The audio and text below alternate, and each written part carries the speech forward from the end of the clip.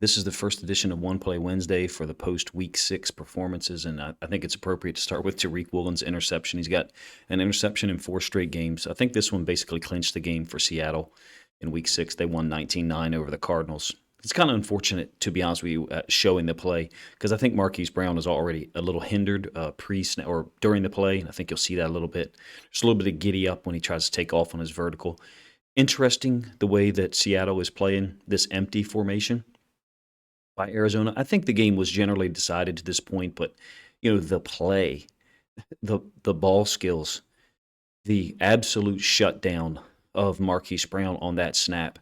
Again, I think Marquise Brown may have been injured, and now we know he's out for 4 to 6 weeks or something like that. So hopefully he's able to come back, on the sooner end of that projection.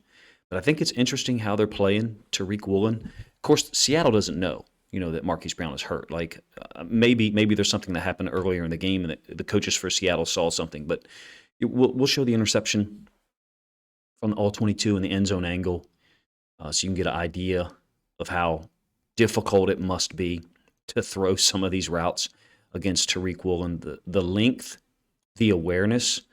He's playing man. And now it looks to me like he's already turned here. So he's matched Brown on the vertical. And when I run it back a second or a third time, hopefully you can see it definitely looks like as Brown releases here, it doesn't look like he's got everything in terms of his fifth gear. It doesn't even look like he has fourth gear to me. I'm not saying that he will beat Tariq Woolen if he's completely healthy. That's not what I'm saying at all. But it certainly looks like to me that he was injured prior to this play. You can see he's down and in some pain, and then now we know he's out for a considerable amount of time. We'll go back to the all-22 in a minute. 4 interceptions in 4 weeks in a row, and you're looking at a 4th down situation here. So Kyler Murray's got to throw the ball somewhere. The Seahawks do a great job of using Woolen's skills within the coverage, which I think is just another example of a split field coverage. Those coverages have been around the game for a long time. Seattle has been a cover 3 team under Pete Carroll, but everyone is implementing split field coverages, and in my opinion, this is an example of how to do that. It's an empty set. You got 1, 2, 3 receivers to the right. And I think they're playing zone here. And I think this guy is an inside linebacker, okay? So I think they're playing 4 over 3 to the 3 receiver side. It's just kind of classic coverage. And then back here, I think this is man, right? Some people will call it man, everywhere he goes. All right, whatever terminology you're familiar with or unfamiliar with, and then I think you've got a zone technique here by these two.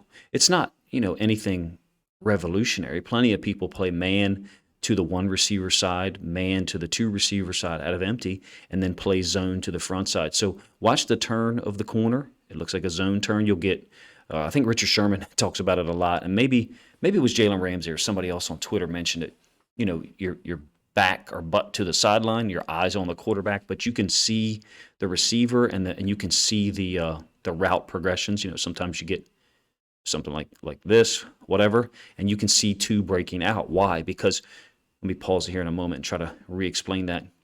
So, obviously, man, if you're unfamiliar with the concept or how to tell, this is one way to tell. It's not 100% true, but Tariq Woolen is clearly a man. His back is turned to the quarterback, right? He's facing the receiver. In this case, this guy's back or his butt is to the sideline. His eyes, it's not like his eyes is just locked on here. People have peripheral vision, and they're able to read, release, route concepts and react to them. And so I think you've got zone over here. Another way to kind of tell sometimes is when you got an inside linebacker or a strong safety who's, inside leverage or outside leverage and appears to be trying to push the receiver into the same space that's being occupied by this zone dropping corner. It's called funneling, okay? And sometimes on 2 verticals, like a vertical by 2 and a vertical by 1, you'll get this kind of funneling effect by a second-level defender, and you also get, an attempt to divide 2 verticals, which just basically means play in between 2 guys. So what's the point of me explaining this? To talk about Tariq Woolen and the way they're using him. He can play cover 3. He can play their read concepts. And then in this situation late in the game, I think it's 4th and long, I believe, they play him man-to-man on Marquise Brown. But, of course, they may not know that Brown was injured. and going to be out for a long time. So they're just putting him on the guy that they think is the best big playability guy for the Cardinals and taking that option away. Tariq Woolen has that skill set.